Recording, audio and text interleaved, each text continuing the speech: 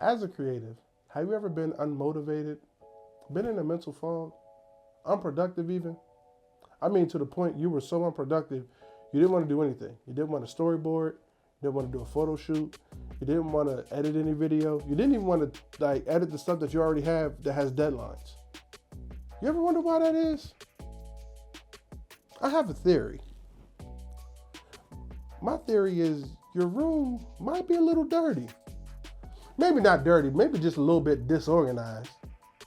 But nonetheless, my theory is a clean environment helps you have a clean mind. And the cleaner your environment is, the cleaner your mind is, which allows you to be more creative and more productive. Let's go. What's going on, everybody? My name is Alan Beach II, and I'm the Northside Nerd. Today we're going to be talking about how a clean space equals a clean mind and how this will help you be more productive and creative while you're on your creative journey. All right. I already know what you guys are thinking. Alan, how is having a clean space going to help me be more creative and more productive? They don't go together, but they actually do. The reason why having a clean space equals having more creativity and more productivity is because it forces you to address those old issues and old thinking habits that's preventing you from being your best creative selves. It makes you sit back and look at your situation and ask one crucial question. What happened? This forces you to be honest with yourself. The reason why you have to be honest with yourself is because it helps you look at everything for what it is and figure out how you got to your lowest point. It also helps you understand and uncover those hidden issues that you've held on and hoarded for so long that also manifest into things.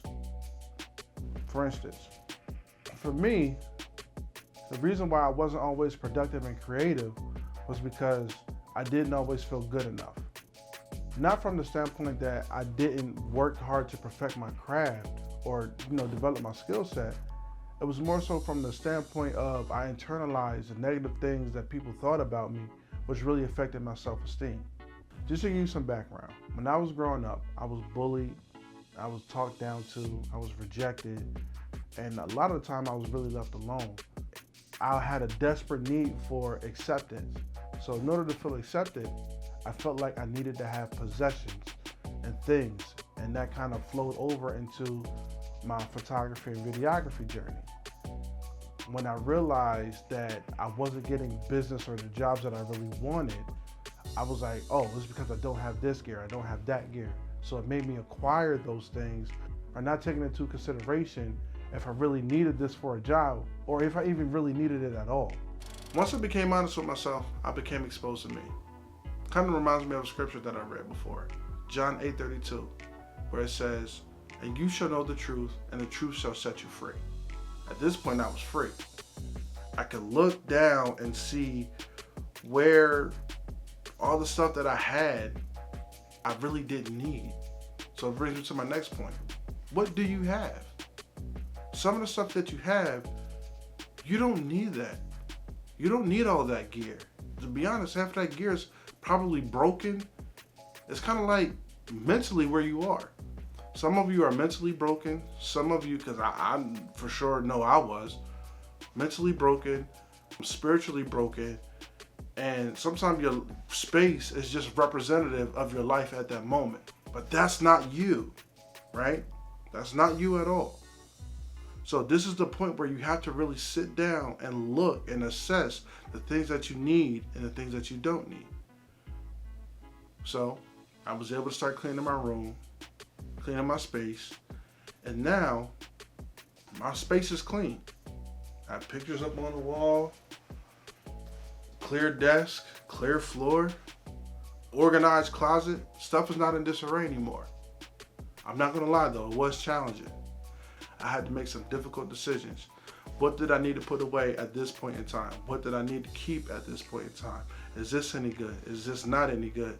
And then at the same time, get rid of the bad habits. Like walking around with I had a camera bag, oh my gosh. This camera bag was so tore up that I'll actually take this on gigs and the straps were ripping apart. It had holes in it. It was just bad. It was also a representation of how I saw myself. But the way that I see myself was not how God see me. So I had to literally reset my mind to how God saw me. And that's what made it easier to get rid of this bag. So now that our spaces are clean, we have to maintain this clean space. And that starts with a renewed mindset. We basically have to look at ourselves the way God looks at us. And that's understanding that that old person that used to be here, the one that thought negatively about themselves, the one that thought negatively about their skill set, the one that hoarded all this stuff is dead and gone. And the person that has all these dreams and goals that God has given them is now alive and is forever living. So now what we have to do is keep reminding ourselves on that thing. That's a meditation, right? So we have to keep meditating on that. So there's a scripture that I like, and I'll read it to you. Philippians 4:8. It says, "Finally, brothers and sisters, whatever is true, whatever is noble, whatever is right, whatever is pure, whatever is lovely, whatever is admirable, if anything is excellent or praiseworthy, think about such things." So that's continually. You have to continually think about these things, right? That's the first step in maintaining a clean space. Maintaining your clean space is contingent on you maintaining a clean thought process, a clean mind. So it's not focusing on the negative, moving past the negative. Oh yeah, some bad stuff happens. We know bad stuff happens. I'm not saying that it doesn't. But you have to maintain those good thoughts. You have to maintain those noble things, those pure things, those lovely things. Keep thinking on those things. And this is what I did. Hopefully this helps you as well. My favorite way of maintaining this new mindset is affirmations. My favorite affirmations are scriptures. So I took 5 scriptures and posted them on my bulletin board behind me. So they're right in line of sight as soon as I walk into my office. When I walk in, I see them, I recite them, I read them to myself, I internalize them, and I sit down and I begin to work. It helps you get realigned and recentered to the point where you can actually sit down and focus and do the things that you need to do with your work. Now that we have our mental space clean and maintained, we have to do the same thing for our physical space. It's already clean, but now we have to maintain that cleanliness. It reminds me of a quote. The quote says, "Don't put off tomorrow what you can do today." Basically, if you know you need to get something done today, go ahead and do it. And usually we think about this when it comes time for completion of a job, right? We're arriving back at our office, we're arriving back at our home, wherever we work out of, after we shot this big event or concert, whatever you have. And we're tired, we're winded, sometimes we're sweaty, we're fatigued. But we should still have enough energy to complete the job. Remember this, the job isn't done until your place is clean. Clean is completion. Thank you for watching and listening. I really do appreciate it. And I really hope this blesses you in multiple ways. If you like this type of content and want to see more of it, please don't forget to hit that like button, leave me a comment, also subscribe to the channel.